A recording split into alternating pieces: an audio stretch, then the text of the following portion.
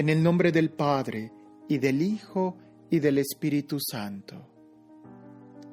Tu palabra, Señor, fue escrita bajo la inspiración del Espíritu Santo y exige ser leída con un corazón abierto, atento y en la presencia de tu Santo Espíritu.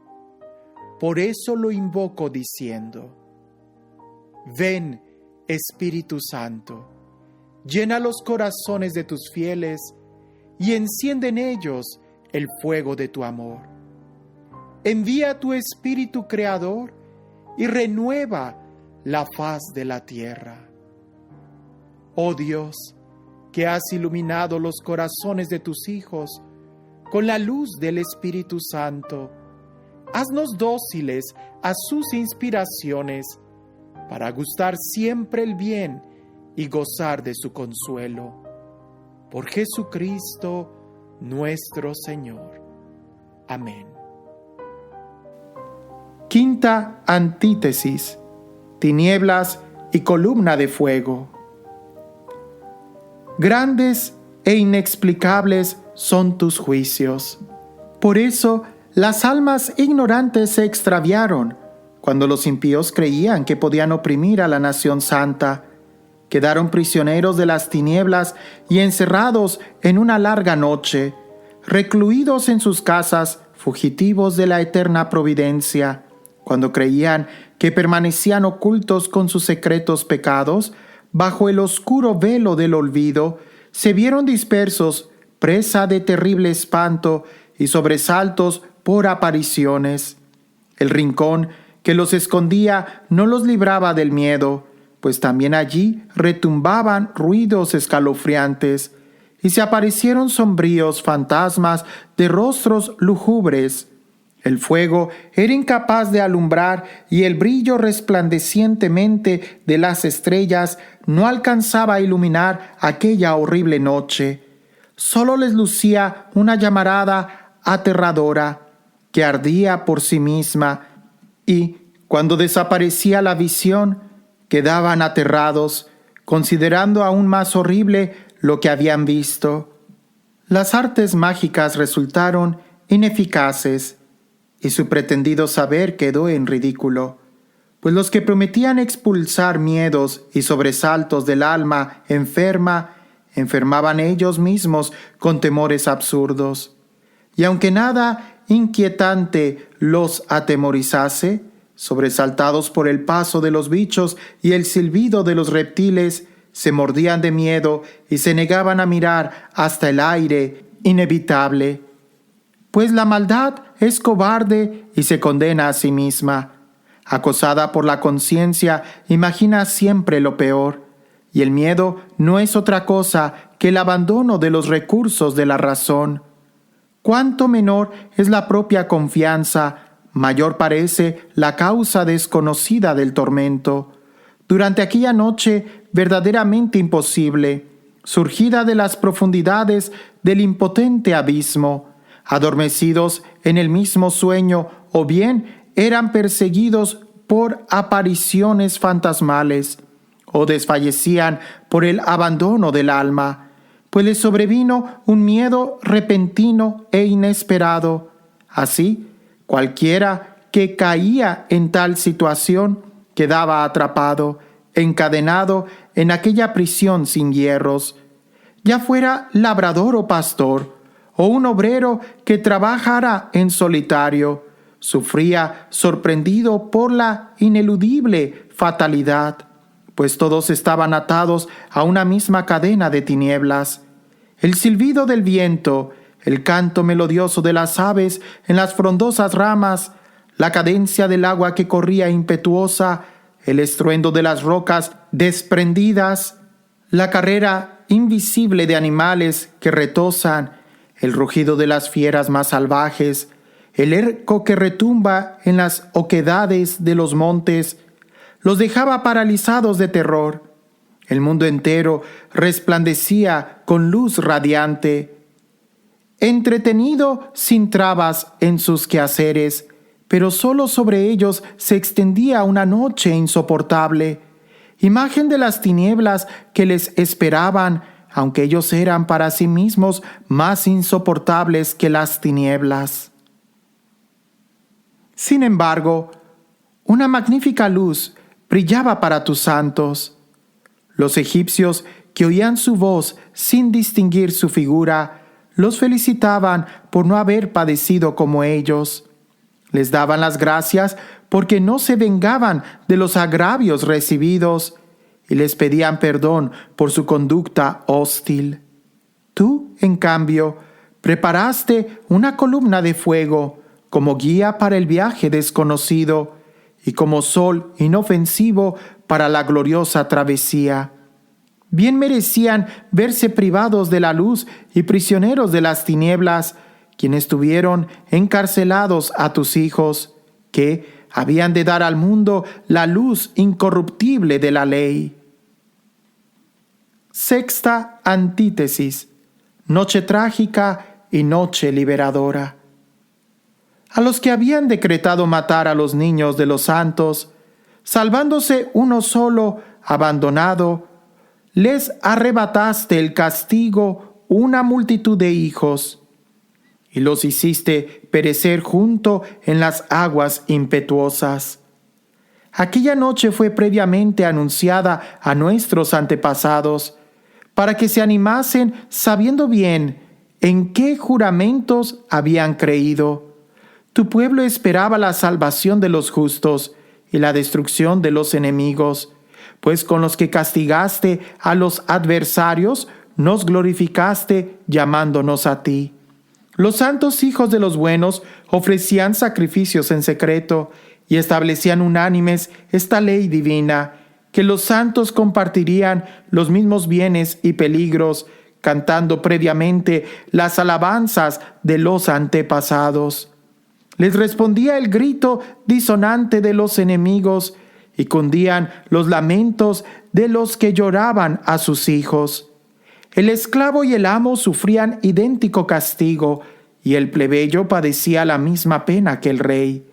Todos por igual tenían cadáveres incontables con un mismo tipo de muerte. No había vivos suficientes para enterrarlos, porque en un instante pereció lo mejor de su raza. Los que no creían en nada a causa de las artes mágicas, ante la muerte de los primogénitos, acabaron por reconocer que aquel pueblo era hijo de Dios, cuando un silencio apacible lo envolvía todo. Y la noche llegaba a la mitad de su carrera. Tu palabra omnipotente se lanzó desde los cielos, desde el trono real, cual guerrero implacable, sobre la tierra condenada, empuñando la espada afilada de tu decreto irrevocable. Y cuando se detuvo, todo lo llenó de muerte, tocaba el cielo mientras pisaba la tierra. Entonces le sobresaltaron de repente sueños y visiones terribles. Le sobrevinieron terrores imprevistos, tendidos por todas partes y medio muertos. Daban a conocer la causa de su muerte, pues sus sueños perturbadores se lo habían predicho, para que no pereciesen sin conocer la razón de su desgracia. Amenaza de exterminio en el desierto. También alcanzó a los justos la prueba de la muerte. Una multitud pereció en el desierto, pero no duró mucho la cólera, pues un hombre irreprochable se apresuró a salir a su defensa con las armas de su ministerio, la oración y el incienso expiatorio. Se enfrentó a la ira y puso fin a la desgracia, demostrando que era tu servidor, y venció la indignación no con su fuerza corporal ni con el poder de las armas, sino que sometió al ejecutador del castigo con la palabra, recordando los juramentos y las alianzas hechos a los antepasados. Cuando los muertos yacían amontonados unos sobre otros, se puso en medio, detuvo la cólera y le cerró el paso hacia los que aún vivían. Llevaba el mundo entero sobre su vestido talar, los nombres gloriosos de los padres en 4 hileras de piedras talladas, y tu majestad en la diadema de su cabeza. Ante esto, el exterminador retrocedió atemorizado, pues era suficiente una sola prueba de tu cólera. Séptima antítesis: el Mar Rojo. Pero sobre los impíos se abatió hasta el fin una ira despiadada, pues Dios sabía de antemano lo que les iba a suceder, que, tras dejarlos marchar y despedirlos con prisas, combatiría de parecer y saldrían a perseguirlos. Cuando todavía estaban ocupados en los funerales y llorando sobre las tumbas de los muertos, concibieron otro proyecto insensato y persiguieron como fugitivos a los que habían despedido con súplicas. A tales extremos los empujaba su merecido destino, haciéndoles olvidar el paso para que consumaran el castigo que aún faltaba a sus tormentos. Y mientras tu pueblo emprendía un viaje maravilloso, encontraran ellos una muerte insólita, porque toda la creación, obediente a tus órdenes, se transformó de nuevo en su misma naturaleza para resguardar sanos y salvos a tus hijos. Vieron la nube que daba sombra al campamento, la tierra firme que emergía de lo que antes era agua, un camino abierto en el Mar Rojo y una llanura verde en las olas impetuosas, por donde tus protegidos pasaron en masa, contemplando prodigios admirables. Pastaban como caballos y retozaban como corderos, alabándote a ti, Señor, su libertador.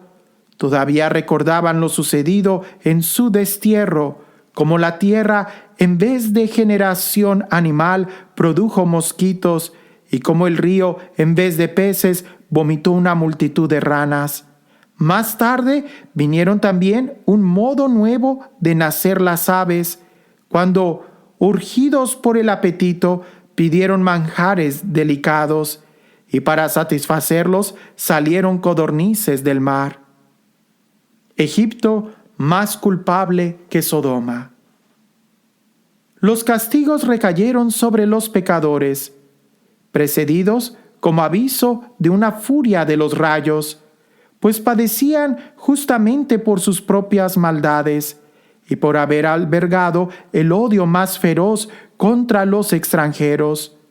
Hubo quienes no recibieron a unos visitantes desconocidos, pero estos esclavizaron a extranjeros bienhechores.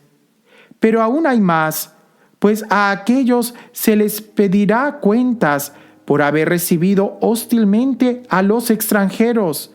Pero estos, después de recibir con fiestas a los que ya participaban de sus mismos derechos, los maltrataron con terribles trabajos y también fueron atacados por la ceguera, como aquellos que, a las puertas del justo, envueltos en profunda oscuridad, buscaban el vano de sus puertas. Una nueva armonía. Los elementos intercambiaban sus propiedades. Como los sonidos del arpa cambian la cadencia del ritmo, manteniendo el mismo tono, ¿cómo puede deducirse claramente a la vista de lo sucedido? Pues los seres terrestres se tornaban acuáticos y los que nadan se pasaban a la tierra. El fuego aumentaba en el agua su propia virtud y el agua olvidaba su poder extintor. Las llamas, por el contrario, no consumían las carnes de los débiles animales que se movían entre ellas, ni derretían aquella especie de manjar divino, parecido a la escarcha y fácil de derretir. Conclusión.